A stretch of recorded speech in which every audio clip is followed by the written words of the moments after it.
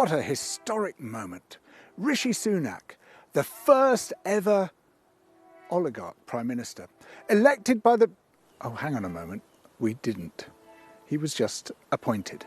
Again, we've had a Prime Minister foisted on us whom not a single one of the supposed electorate chose. And not just any Prime Minister, an oligarch, the richest man in the House of Commons by a very long way. And it's very clear from everything he has done in politics and out of politics where his loyalties lie. They lie with oligarchs like himself. He is the oligarch's oligarch. Two sources of Sunak's money. One of them is the hedge funds. One he set up is based in the Cayman Islands, a notorious tax haven, part of whose business is channeling money away from the very budget that he was in charge of. The other source is the vast amount of money that his wife acquired as a result of being the daughter of an Indian tech billionaire, and together their fortune is valued at £730 million. Twice that of King Charles's. His wife, Akshata Murthy, benefited from the non-domiciled laws. Even though she was living in this country, she was able to avoid, on some estimates, £20 million of tax. That's £20 million that could have gone into public services. And all that happened while he was Chancellor of the Exchequer. We could see this as the consummation of the plutocratic capture of our politics. This man, worth £730 million, is now telling the poor how they should live, informing them with great regret, unfortunately we can't find any more money for you. You're going to have to suffer real terms cuts. You might not be able to afford the rent, you might not be able to afford the bills, you might not be able to afford to eat, but we're going to cut the miserable stipend you're entitled to even further, in pursuit of our grand programme of enriching people like myself even more than we have already been enriched. That's the message that our new Prime Minister is giving to the rest of the nation, that we can't support public services in such a desperate state that, according to head teachers, 90% of schools in England will, by next year, be in the red. They will have run out of money. The National Health Service itself is falling apart. Emergency services are collapsing. GP services are collapsing. The waiting times for operations, even people with cancer whose cancers are spreading, have been growing longer and longer. Doctors and nurses have been leaving the service in droves. There is simply not enough people, not enough beds to support the needs of patients. And that is the result of 12 years of Conservative austerity, on top of the absolute catastrophe of New Labour's private finance initiative, which is still sucking money out of the service in interest payments to private corporations. You put all that together, and you see that our essential public services have already been cut not just to the bone but into the bone, that they are not coping, they are falling apart. And now Sunak wants to inflict billions of pounds more cuts on those services. Austerity is not a necessity. Austerity is a choice. It could be entirely avoided. We are swimming in wealth in this country. There is a massive surfeit of wealth, but it is highly concentrated in the hands of people like Rishi Sunak and his chums. The very rich, the ultra-rich, the oligarchs. Tax just a small amount of that tremendous wealth, and there'd be no need for any cuts at all. In fact, we could massively reinvest in public services. So there's a straightforward choice here. You either take a bit of money away from the ultra-rich, or you take everything away from the poor. Sunak has left us in no doubt about which decision he has made.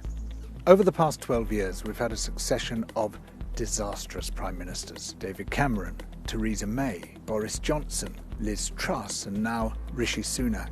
All of them seem determined to drain public services of money and put that money into the pockets of those who need it least, the richest people of all.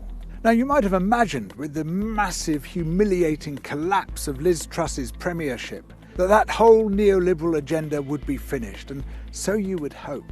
But there's another reading of it, which is that, well, the markets didn't accept her proposals, so we must pay even greater homage to the markets than before. We must ensure that nothing any politician does interferes with what the markets want. We must bow down before finance and give it everything it demands. And so while Liz Truss's version of neoliberalism, these massive unfunded tax cuts, might have been thrown out, the broader structure of neoliberalism, that we demote democracy and put money in their place, the bankers, the financiers, the unelected technocrats have even more power over our lives than they did before. And none of us put them there. None of us consented to this. I see this country as a democracy in name only. We have the structures of democracy, houses of parliament, general elections, but power has been shifted out of those structures and into places where the people can't reach it. Offshore tribunals and indeed offshore capital. It's been shifted into sofa cabinets and decisions made behind closed doors.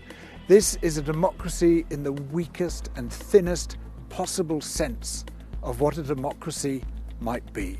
I think it's fair to say that three people, none of whom are domiciled in the UK for tax purposes, Rupert Murdoch, Lord Harmsworth and Frederick Berkeley, exercise more sway over this government's decisions than the 67 million people who live here.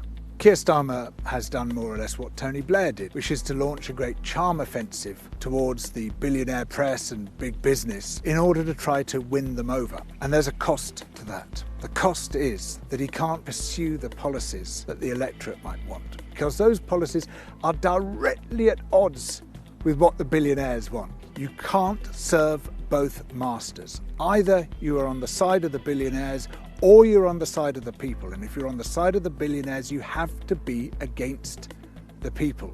I understand that Starmer wants to get elected. And I understand that in this country, which is so dominated by elite concerns, it's very hard to be elected if you don't have the billionaire press on your side. But if you get elected by sucking up to the billionaire press and giving it everything it wants, then you become barely distinguishable from your opponents.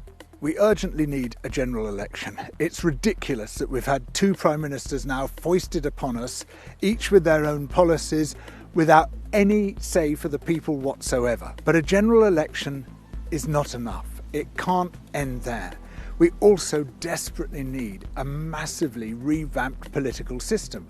We need proportional representation. We need devolution of power to the lowest possible level so that people have as much say over their own lives as they can. We need our representative democracy tempered with participatory, deliberative democracy so that we can be far more involved in fine-grained decision-making. We need to break up the power of the billionaire press. We need to dethrone the oligarchs who have come to control this country. We need to rethink who we are and where we stand. So how do we get this, given that Keir Starmer is hostile to almost that entire agenda? Well, the key change, I think, is proportional representation. Because until we get proportional representation, we just have this perpetual choice of the lesser of two evils. And that choice can constantly be gamed by the billionaire press, by big business, and all the other moneyed interests which are against the general interests of the population. With proportional representation, regardless of the will of the bigger parties, we can start building alliances to pursue the particular policies that we want. We can show the big parties that they can easily be dethroned by alliances of smaller parties which will deliver the policies we want